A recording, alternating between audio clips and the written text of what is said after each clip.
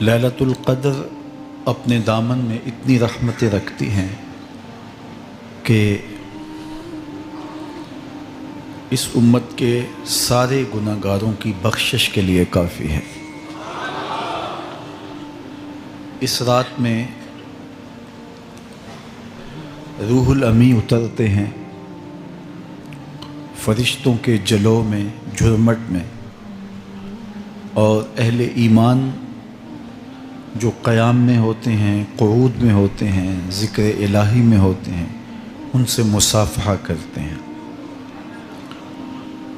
یہ رات کون سی ہے؟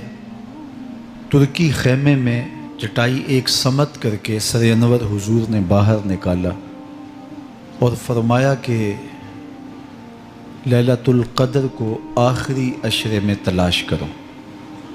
اور ایک روایت کے لفظ یہ ہیں کہ آخری عشرے کی تاک راتوں میں تلاش کرو۔ وہ تاک رات کون سی ہے؟ اس کو مخفی رکھا گیا۔ حضرت ابی بن قعب رضی اللہ تعالی عنہ صحابی رسول ہیں، فرماتے ہیں میں قسم کھاتا ہوں کہ وہ رات 27ویں شب ہے۔ حضرت بایزید بسطامی علیہ رحمہ فرماتے ہیں مجھے زندگی میں یہ رات 2 بار ملی ہے اور دونوں بار 27ویں شب ہی تھی۔ تو ہم اللہ کی بارگاہ میں امید کا دامن پھیلائے ہیں کہ یہی شب ہو اور اس کے دامن سے پھوٹتی ضیائیں ہمارے اندر کے اندھیروں کو ختم کرنے کا ذریعہ بنے۔ یہ راتیں آتی ہیں اور چلی جاتی ہیں، اور ایک وقت آئے گا کہ یہ راتیں آئیں گی اور ہم نہیں ہوں گے۔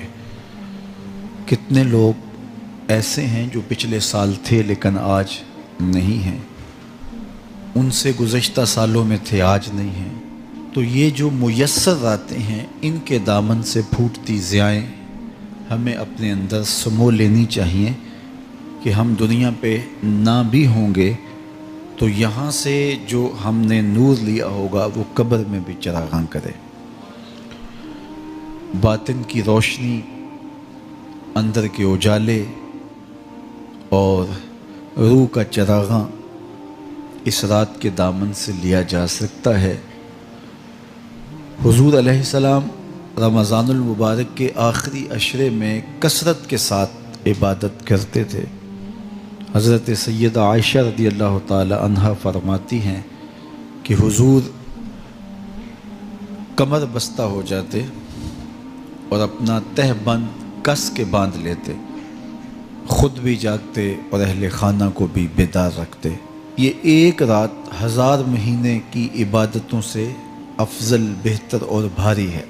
تو اس امت کو جب اتنا نوازا گیا ہے کہ ایک ایک رات اتنی برکتوں کی حامل عطا ہوئی ہے، تو پھر ہمیں بہت زیادہ کوشش کر کے برکتیں سمیٹ لینی چاہیے تاکہ جب ہم اس دنیا سے جائیں تو ہمارے پاس ایک بہت بڑا روشنیوں کا ذخیرہ ہو جو ہماری قبر میں بھی چراغاں کرے، حشر میں بھی روشنی دے، اور ہمیں کہیں بھی اندھیروں کا سامنا نہ کرنا پڑے، چونکہ روشنیاں تو ہم نے یہاں سے لے کے جانی ہیں۔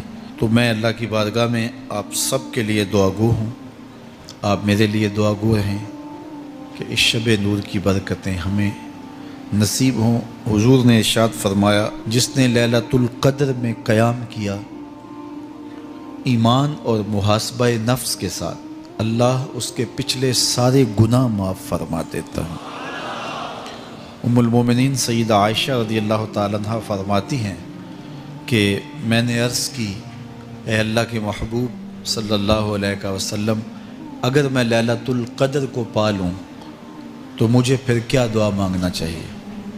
تو حضور نے ارشاد فرمایا اگر تم لیلۃ القدر پا لو تو یہ دعا مانگو، اللہم انک عفو تحب العفو فاعف عنی، اے اللہ تو معاف کرنے والا ہے، معاف کرنے کو پسند کرتا ہے، میرے معاملات سے درگزر فرما۔